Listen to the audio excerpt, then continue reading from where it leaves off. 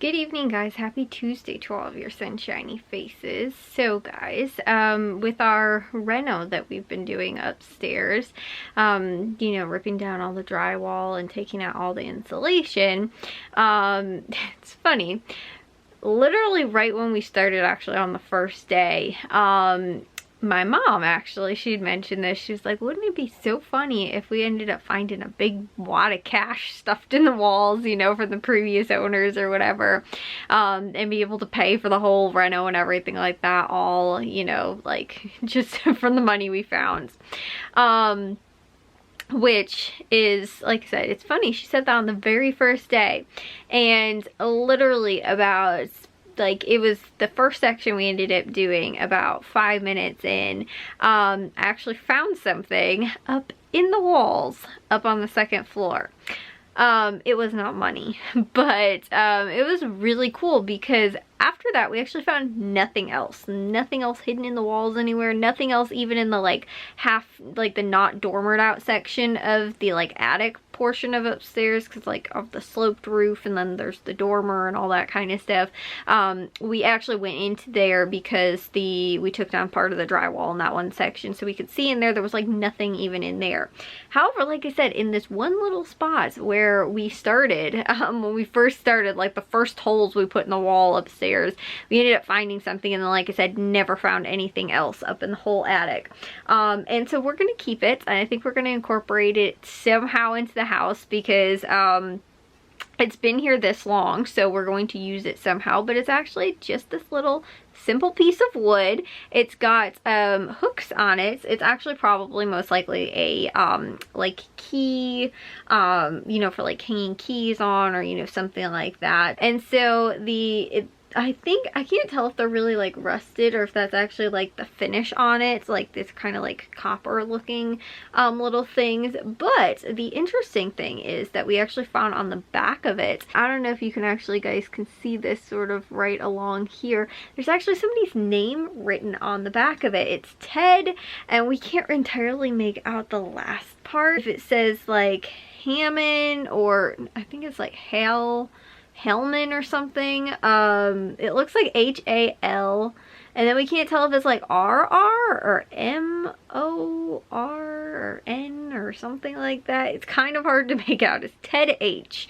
And so my mom actually thinks, because you guys can see too, this wood up at the top parts right there, where the little screw hole sort of would be in it, that my mom thinks it might actually have been a shop class project or something like that. And that whoever Ted is, he ended up making it, and somehow it made its way into the wall upstairs, which is weird because we know the previous owner's name, and we think possibly he might have been the one that did the renovation, or else somebody that we think possibly we're only the third owners of the house, and the house was built in 1959, I believe, or I think that's right, 1959 or 1960, somewhere right around in that area. And that the previous owners to them, I think, was an older gentleman that possibly lived here, and that he might have, because we know the first story was originally just one, the house was originally just one story, and then the addition was added upstairs.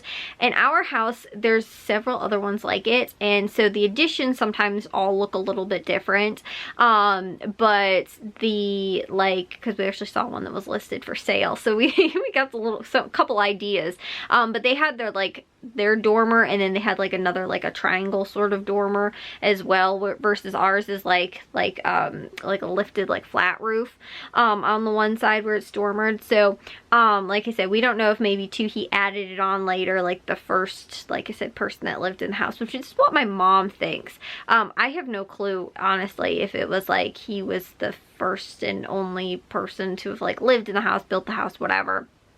And so anyways, though, we don't know if maybe it was his, and when he, you know, they were doing the renovations upstairs, that he somehow left it in the wall and that it was his, maybe it was his son's, you know, whatever it was. Or again too, because we know that that's not the last name of the previous owner, like that my parents bought the house from, they know their last name, and that wasn't it. So unless again too, it was just somehow randomly got upstairs in the attic or whatever. But like I said, it's been in the house this whole time since we've lived here, and it has somebody's name on it. And so my mom even too, she wanted to kind of like try and track down, like, you know, again too, because I do so much of that like ancestry and you know, genealogy stuff. I have a lot of resources to be able to figure out and kind of, like I said, navigate who that might be, but I can't make out their last name.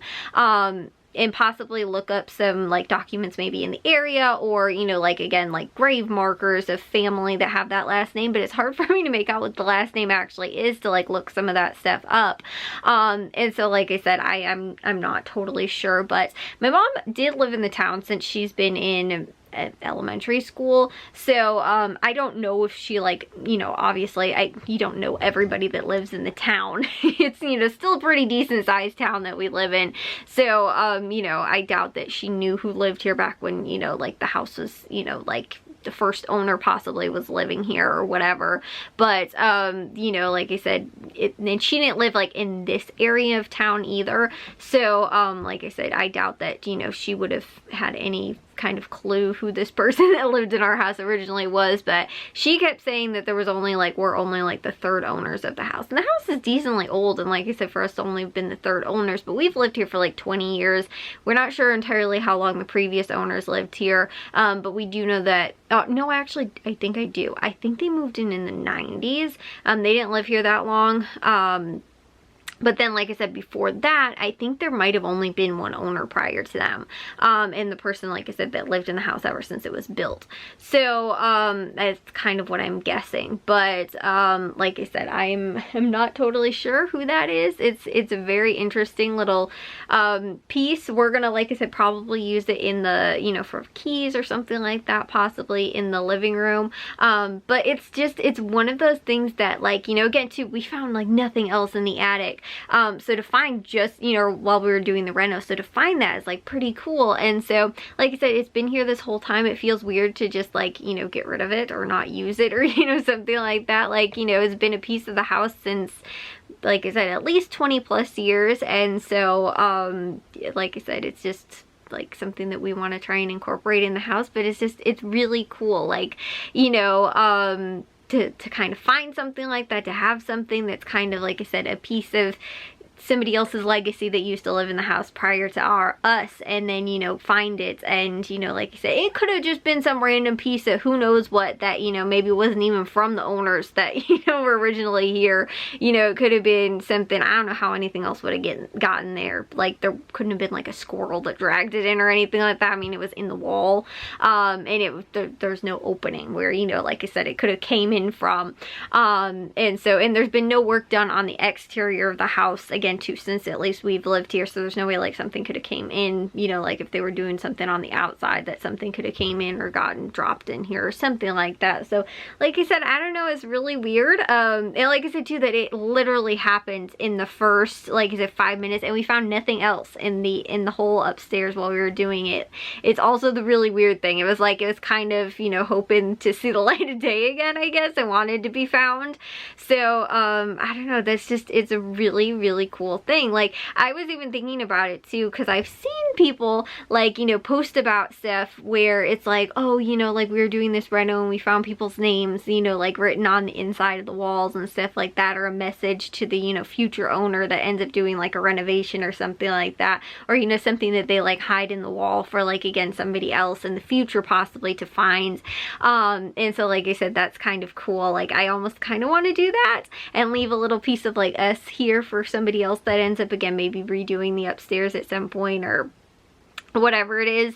Hopefully it doesn't have to be done for an awful long time now, because we're putting all the work in, you know, at this time. But like I was saying, that's just, it's a really cool kind of concept to, you know, kind of pass something on then to, like, you know, again, a future generation. And again, that's really cool. So you can put something in there too that could be worth the money, like a $2 bill. Like, honestly, $2 bills in, like, again, handful of years, maybe another 20, 40 years, something like that, they might not be very, you know, like, popular. They could be worth a lot of money. And then who knows, might be able to pay for the whole new reno that you're doing upstairs or something like that.